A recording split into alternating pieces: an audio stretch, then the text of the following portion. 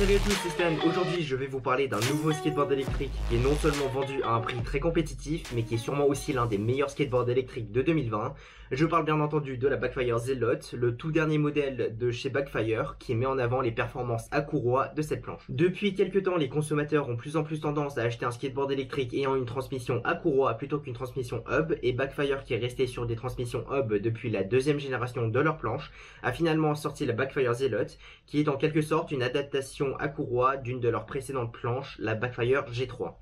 Avant de commencer cette vidéo, je tiens aussi à remercier Backfire qui m'a envoyé ce modèle pour que je puisse faire une vidéo dessus. En ouvrant la boîte, on retrouve un kit d'accessoires avec des stickers, un chargeur, la télécommande, un T-tool, des vis, une paire de courroies, deux poulies pour les roues, deux caches moteurs, un câble pour recharger la télécommande et un câble pour diagnostiquer la planche en cas de panne. Passons au skateboard. Le deck est un deck de longboard conçu et fabriqué par Backfire. Il a une forme assez distinctive des planches de cette marque, où on peut retrouver cette partie un peu plus large sur les côtés du deck, là où on pose nos pieds. Cette forme agrandie nous donne un peu plus d'espace pour mieux positionner nos pieds et offre un léger concave sur les extrémités pour qu'on puisse mieux prendre appui sur le deck lorsqu'on tourne. Sa structure en fibre de verre et de bambou fait en sorte que le deck est très flexible, on ressent un beau rebond lorsqu'on carve et cette grande flexibilité permet d'absorber un peu plus les vibrations des roues en urethane. La taille du deck et sa flexibilité offrent un beau confort de ride, mais il faut faire attention à la garde au sol de la batterie et ne pas trop faire fléchir la planche pour éviter que le boîtier tape contre le sol. Et enfin sur le grip, on a le logo de Backfire, cette fois-ci en violet pour la Zealot.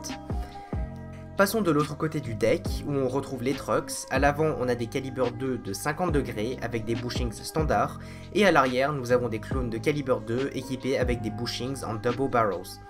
Cette configuration permet d'avoir une meilleure agilité à l'avant et une meilleure stabilité à l'arrière. Franchement le ressenti du carve est vraiment bon, je n'ai eu aucun mal à tourner avec cette planche et à haute vitesse les trucks me paraissent stables.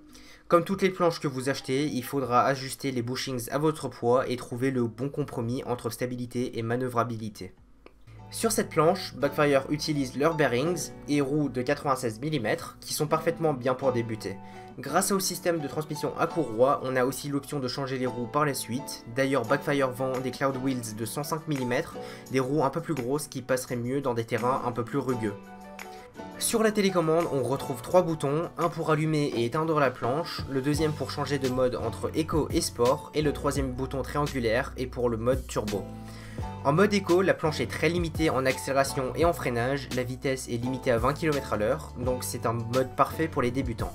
En mode Sport, l'accélération et le freinage sont beaucoup plus puissants et la vitesse maximale monte à 38 km/h, et le Turbo est le mode le plus puissant de la planche qui débloque la vitesse de pointe de 46 km/h. L'écran de la télécommande affiche la batterie de la télécommande, la batterie du skateboard, un compteur de vitesse, le mode dans lequel on est, les kilomètres parcourus de la session actuelle et un odomètre pour le nombre total de kilomètres parcourus. Le petit bouton à l'arrière de la télécommande sert à activer la marche avant ou la marche arrière et cette télécommande se recharge en USB-C.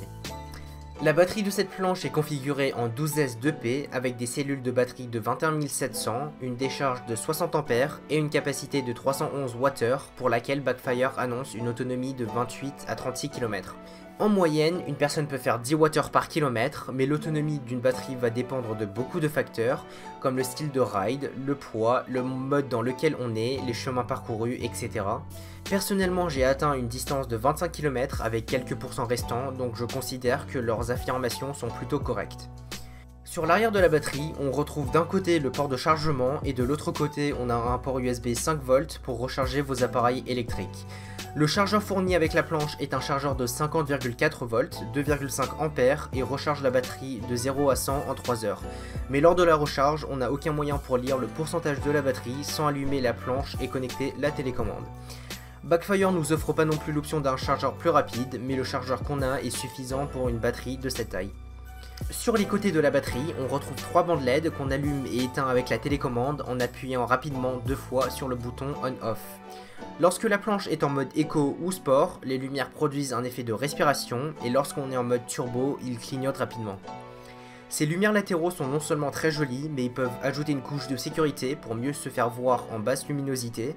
Je ne pense pas que tout le monde les remarquera tout de suite, mais c'est mieux que de rien avoir. L'ESC est fabriqué par Hobbywing, il est très fiable, les contrôles d'accélération et de freinage sont doux et progressifs, tout en étant très puissants pour ceux qui recherchent de la performance.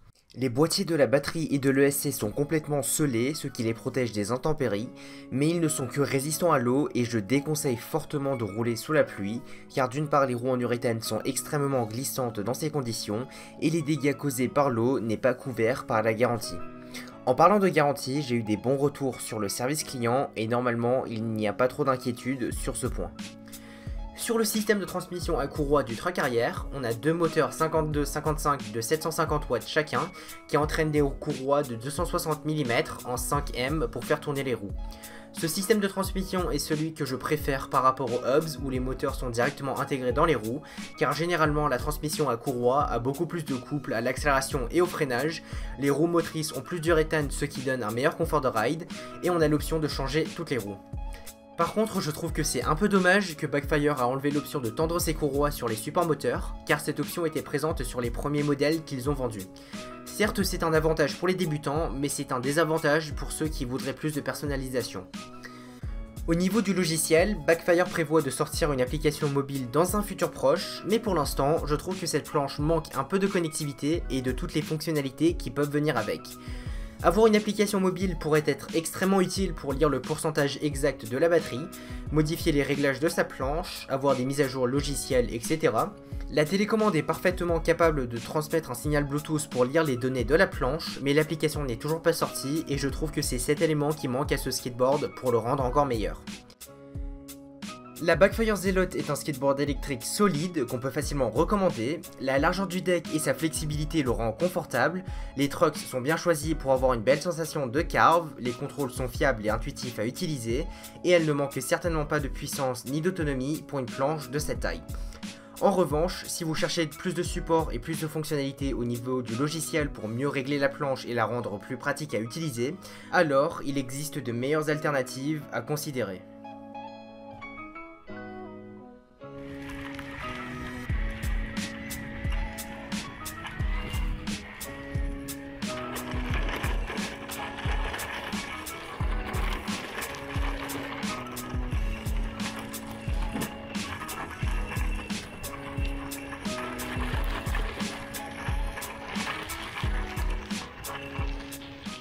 Merci d'avoir regardé cette vidéo. Pour avoir plus d'informations sur ce skateboard électrique, tous les liens sont en description. Si vous avez aimé la vidéo, vous pouvez lâcher un pouce bleu et vous abonner à la chaîne. Et aussi aller me suivre sur mes réseaux sociaux, sur Twitter et Instagram. Sur ce, je vous dis à la prochaine.